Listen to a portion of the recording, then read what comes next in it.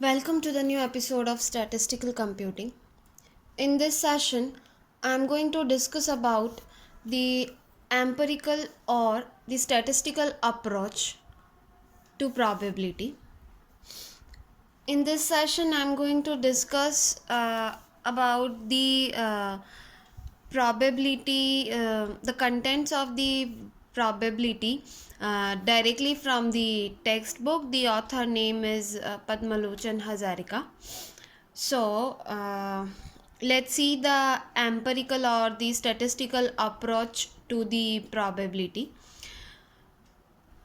Empirical definition of the probability of occurrence of event is based on the experimental data. These experiments may be the random experiment. If a coin tossed 20 times, in which the coin shows heads 13 times, then the empirical or the statistical probability of occurrence of head is, we can say, 13 out of 20, so which is 0.65. As the number of tosses increase, the ratio between heads and tail become more stable and may approach a limit. While finding the empirical probability of an event associated with random experiment has to be conducted a large number of times under essentially the same condition. So here the formula to find the probability in terms of statistical or the empirical approach has been given, which is P of A is equals to limit, and the limit is the n, which is infinite, where f divided by n, f is the favorable cases and n is the total number of cases, and provided the limit exists is n is infinite. So if n trials an event A occurs f time, then probability of P of A happening of the event A is given by this formula, we can say. The merit of this method is the outcome associated with random experiment are not equally likely, or we can say equally probable. The total number of all possible cases or exhaustive number of cases, we can say, is infinite. We cannot use the classical or mathematical definition of the probability.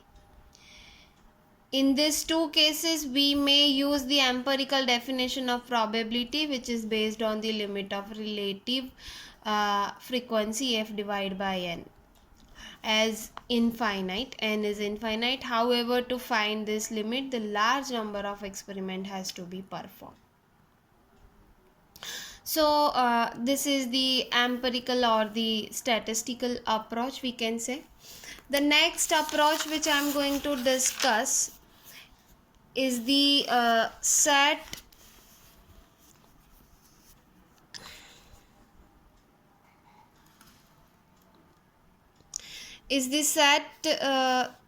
theory,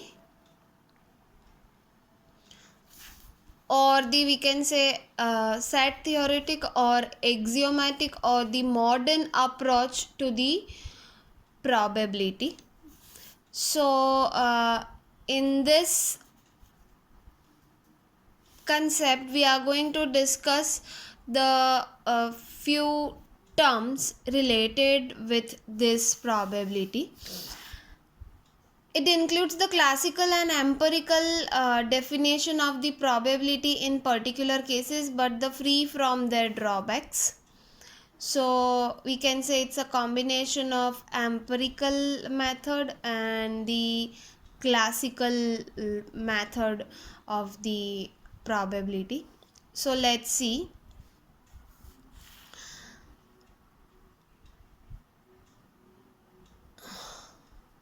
The first, we have the sample space. The term sample space of an experiment is defined as S. Sometimes this S is also denoted as U, right? The universal set. It's not working. Okay. So the possible outcome of elementary event, a sample space, is also known as the outcome space, and each of this outcome is called the sample point. But we know that the object of set are called elements, thus the sample points or an outcome is a set element. If a die tossed, then numbers that may appear is 1, 2, 3, 4, 5 or 6. So these numbers are the sample space, and it is denoted as S is equals to, in curly bracket, 1 comma 2 comma 3 comma 4 comma 5 comma 6. It's a sample space. The next we have, that is the composite or the compound event. The event A is subset of set S and it contains more than one elements. Thus the composite event A is a subset consisting of more than one elements of the sample space S. It is to be noted that the null set denotes the impossible event and the sample space S denotes the sure or the certain events. So this is the composite or the compound event. The composite or the compound event can be decomposed into the set of simple events, but the simple event can not be decomposed any further. Remember this point, it's important.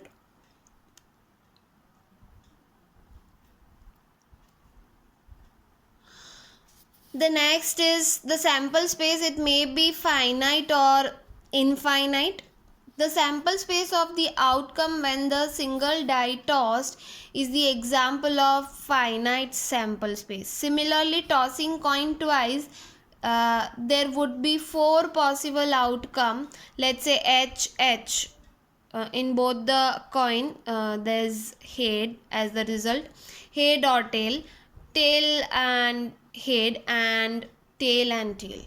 So giving us the finite sample space as is HH, HT, TH and TT. If the coin tossing repeatedly indefinitely till say the head appears, the possible outcomes of experiment are infinite. So it may be H comma TH comma TTH comma TTTH, right? So where the number of coins are infinite, so until you will get the head as the result, right, you have to toss the coin. So if E1, E2, E3 represents the outcome as H, TH, TTH, etc. The sample space may be discrete and continuous. The discrete sample space contains the finite or we can say countably infinite points, and those points can be arranged in sequence like E1, E2, E3 and so on. A sample space containing the uncountable number of sample points is called continuous one. The sample space discussed above as the here we have discussed the sample space. So S is 1, 2, 3, 4, 5 and 6, or S is HH, HT, TH, TT, or we can say S is E1, E2, E3 and so on. So this is the sample space, this is the finite sample space, and this is the we can say the continuous or the discrete, or in terms of infinite sample space, right? So these are the few terms related to the modern approach to the probability. Now here we'll see the few modern or the axiomatic definition of the probability. These 3 points are important. The first point, to every event A, there correspond to a real function P of A is called probability of the happening of the event A, which specify the following 3 axioms. So this 3 we can say rules, right, you have to remember. So it is 0 less than or equals to P of A less than or equals to 1.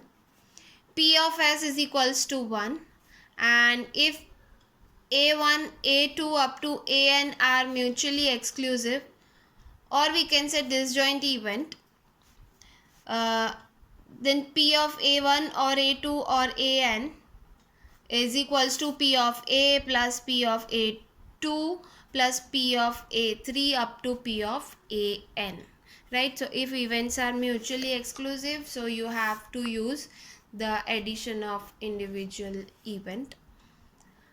In particular, the P of A is equals to, we can say, the sum of probability of the simple events, and it comprising the event as the number of sample points in A divided by total number of sample points in S.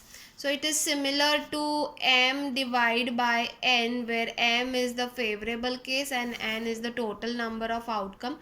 Only the things is in all three approach of the probability, whether it is the classical approach, statistical approach, or the set theoretic approach, right? The notations are different, the rules are that's the common, that is the favorable case divided by the total number of case. So the number of sample points in event A, right? So event A is the favorable cases to find the probability of event A, and divide by total number of cases, right, from the sample space. So this is also the M divided by N. So that's it. Thanks for watching my video. We'll meet soon in the next session.